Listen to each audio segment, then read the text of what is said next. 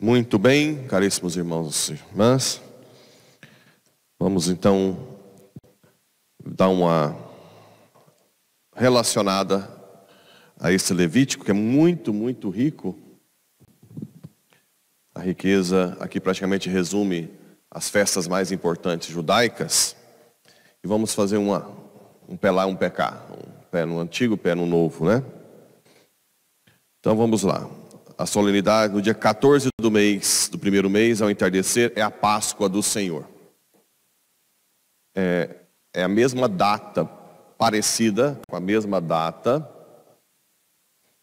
que nós usamos da Páscoa hoje, certo? Aqui, Páscoa para eles é a libertação do Egito, da escravidão no Egito. A Páscoa para nós, libertação do pecado. Aqui eles têm um outro calendário. Esse mês é chamado mês de Nice, né? Então o 14º, como é que se calcula? É um calendário lunar, né? Como é que se calcula mais ou menos a nossa Páscoa? Se pega o equinócio de primavera do hemisfério norte. O que é equinócio? O dia que dia e sol, dia e noite são idênticos, certo? Equinócio. Pega essa data, a próxima lua cheia é a Páscoa judaica. E a nossa? Primeiro domingo depois da lua cheia, depois do equinócio da primavera. Lembra disso? Não. Não? Tinha falado outros anos, né? É assim que se calcula um calendário lunar. Aí no outro dia, a festa dos pães ázimos. O que são os pães ázimos? São os pães que eles comeram na correria, sem fermento, né? Sem pão que não tem fermento, que não deu tempo. Lembra que o povo teve que comer aquele pão correndo, né? No dia seguinte. Aí depois ele fala para reunir a assembleia, e depois de 50 dias o Pentecostes, que primeiro tem uma oferta. Lá em Israel, o primeiro semestre tem uma festa da colheita, que eles colhem cevada e trigo. E por isso que eles oferecem os feixes, né? Como oferta para Deus. E depois em Pentecostes ele oferece 2 pães normais, para dizer que eles já comem normalmente na terra prometida. O que nós recebemos em Pentecostes? A primeira colheita da nossa Páscoa, Espírito Santo, né? Então Pentecostes já tem na tradição judaica e nós trazemos para a nossa. Depois, espigas, né? Do sábado, 50 dias, 10º dia. Depois vem o 10º dia do 7º mês, também do calendário lunar. Essa primeira data da Páscoa sempre é março, abril, tá? O 10º dia do 7º mês é o da expiação, que no calendário lunar, eu não sei se eu vou pronunciar certo, é Tishrei. Tem o mês de Nice, também sempre calendário lunar, que vai de setembro a outubro. Tem o dia da expiação. Qual que é esse dia da expiação que tem no segundo semestre, que eu falei já muitas vezes, que o sumo sacerdote entra no Santo dos Santos, uma vez por ano, lembra? Para levar o sacrifício dos animais. Como é que chama? Yom Kippur. Yom Kippur, o dia da expiação. É o dia em que, anualmente, o sumo sacerdote expia os pecados da comunidade. Essa festa nós não temos, por quê? porque ela foi incorporada à Páscoa, né? A Páscoa de Jesus expia todos os pecados de uma vez por todas. Então a Páscoa e Yom Kippur, para nós tá tudo junto. Foi a paixão, morte e ressurreição de Jesus que expiou os nossos pecados. E no segundo semestre, eles também têm uma outra colheita. Só que antes da colheita, eles têm a festa das tendas, logo em seguida. Por que das tendas? Porque no deserto eles faziam, para relembrar, o deserto.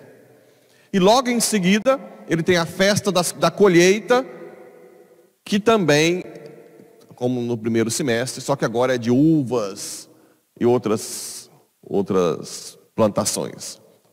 Certo? Para relembrar a terra prometida. As tendas do deserto, os ázimos que saem, depois a colheita para lembrar que estão na terra prometida, a colheita para lembrar da terra prometida. É bonito essa.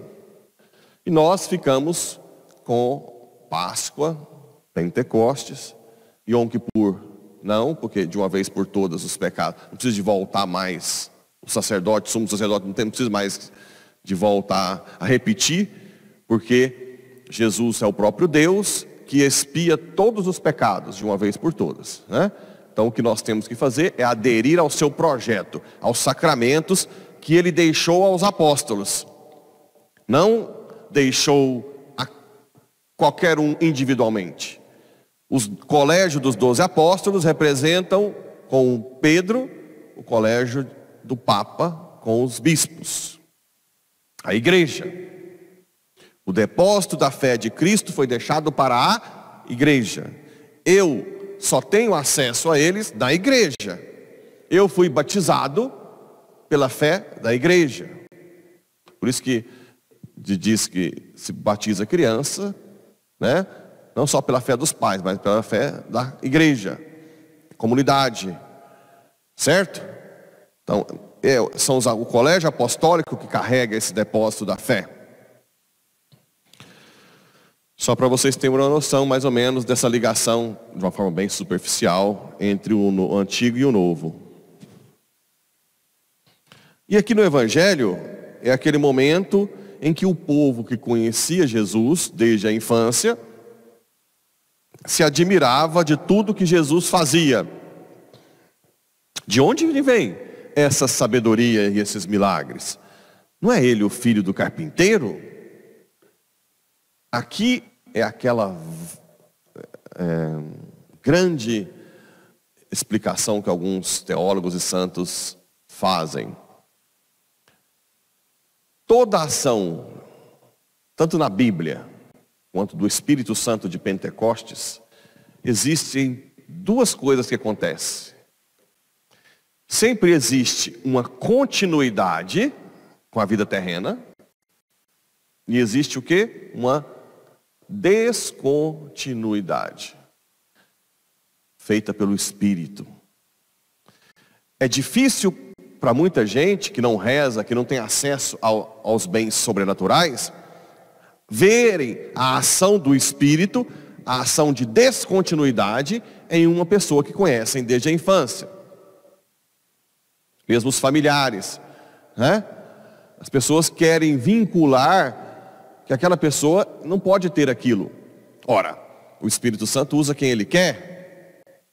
Então a vida sobrenatural, ela é dada a quem se abre a ela. Todo mundo que vive uma vida sobrenatural tem uma continuidade na história e uma descontinuidade. A Bíblia é toda assim, Apocalipse. Se você pegar os exegetas, eles vão falar, não, 666, os cristãos perseguidos usavam para falar de Nero, né? Que é o nome lá de Nero. Sim, pode ser uma continuidade com a história. Mas existe uma descontinuidade, né? Esse 666 pode vir no fim dos tempos. Certo? Lá fala que quem não tiver 666 não comprará e não venderá. Olha como é que nós estamos caminhando para não ter acesso ao dinheiro. Só vai comprar e vender quem eles quiserem. A Hungria mesmo aprovou que era proibido o aborto e ideologia de gênero, a União Europeia está expulsando a Hungria da União Europeia. Está vendo como se cumpre? Estamos vivendo momentos apocalípticos. Existe a continuidade na história. Os exegetas vão ver lá que realmente naquela época eles usavam em relação ao imperador que perseguiu os cristãos, mas existe uma descontinuidade. Sempre é assim, sempre. A profecia de Isaías: uma virgem conceberá e dará luz ao Emanuel. Ora, os exegetas falam: não, é impossível que um judeu entenda a possibilidade de uma virgem dar à luz. Provavelmente, eles dizem que os discípulos de Mateus, que foram copistas, mudaram. Não, tudo é possível. Mas veja bem, a inspiração, aí você está negando a inspiração do Espírito Santo.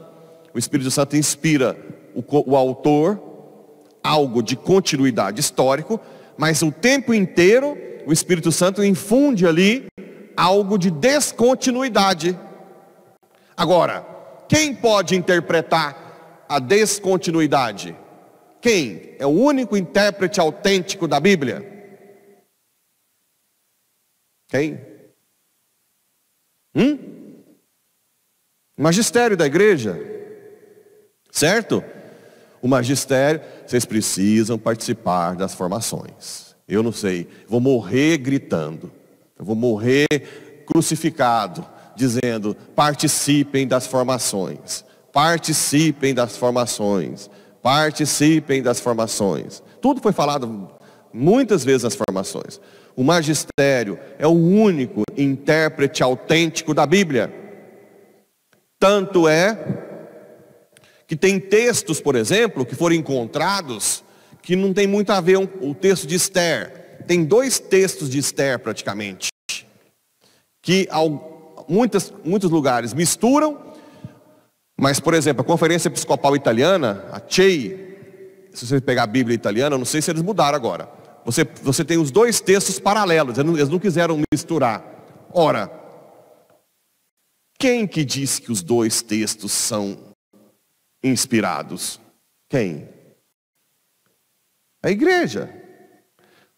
Se você for pensar, se você for confiar no que está escrito ali na Bíblia, está enrolado, porque não tem nenhuma cópia original. Não existe nenhuma cópia original. E todas as Bíblias, até 1453, mais ou menos, 1400 alguma coisa, 53 é a queda, a invenção da imprensa, 1400 alguma coisa. Até lá, cada Bíblia é um copista.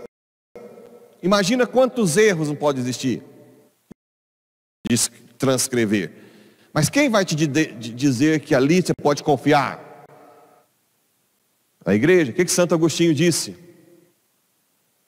Eu acredito nas Sagradas Escrituras, porque a igreja me diz que posso acreditar. Tá bom. Hoje foi uma homilia catequética, mas eu quero que instigar, vocês não podem ser cristãos mais ou menos. Daqui para frente estamos numa guerra ideológica de mentira sobre mentira. De mentira sobre mentira. Quem não está enraizado na doutrina se perderá. Ofertório.